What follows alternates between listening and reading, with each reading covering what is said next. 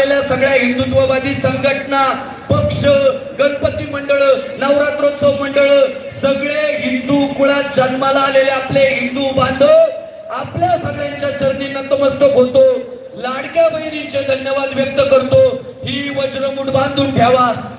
उद्या एकाला उचलून नेलं ना, सगळ्यांनी जाऊन बसायचं पोलीस स्टेशनला. पुढच्या काळात गोरक्षण उद्या नाही उचलणार कोणाला, ती काळजी नका करू. हे आहे ना बाबा इथं, उद्या काही टेन्शन नाही. पण पुढच्या काळात तुम्ही जेव्हा गोरक्षण कराल, लव्ह जिहादच्या विरोधात लढाल, लँड जिहादच्या विरोधात लढाल, धर्मांतरणाच्या विरोधात लढाल, तेव्हा जर एकाला हॅरेसमेंट केली जात असेल तर एवढ्यांनी जाऊन बसायचं, सगळ्यावर गुन्हे दाखल करा. जमल का?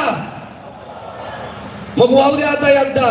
छत्रपती शिवाजी महाराज की जय, धर्मवीर संभाजी महाराज की जय, पुण्यश्लोक अहिल्यादेवी होळकरांचा जय असो, भारतरत्न डॉक्टर बाबासाहेब आंबेडकरांचा जय असो. जय श्रीराम, जय श्रीराम. हर हर भारत का बच्चा बच्चा, जो हिंदू हित का काम करेगा देश पे राज करेगा. उठाओ दांडे. धन्यवाद धन्यवाद धन्यवाद. अभी जिसका खून न खोला खून नहीं वो पानी है, जो हिंदुत्व के काम न आए वो बेकार जवानी है. बोलिए जय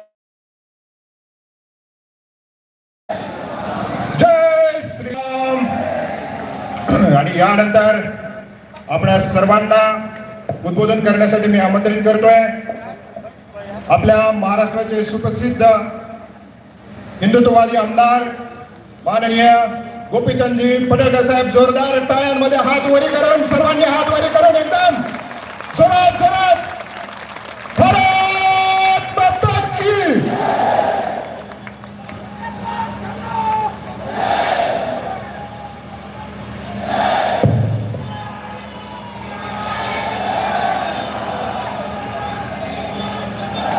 बारा ज्योतिर्लिंगापैकी एक असणाऱ्या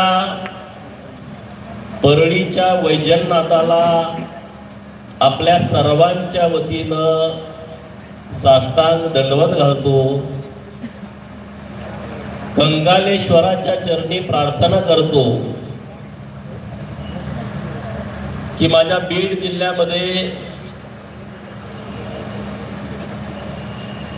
धर्माचं काम करणाऱ्या तरुण पोरांना प्रचंड शक्ती दे आणि त्यांच्या हातून खूप चांगलं धर्माचं काम व्हावं अशी प्रार्थना मी परमेश्वराच्या चरणी करतो.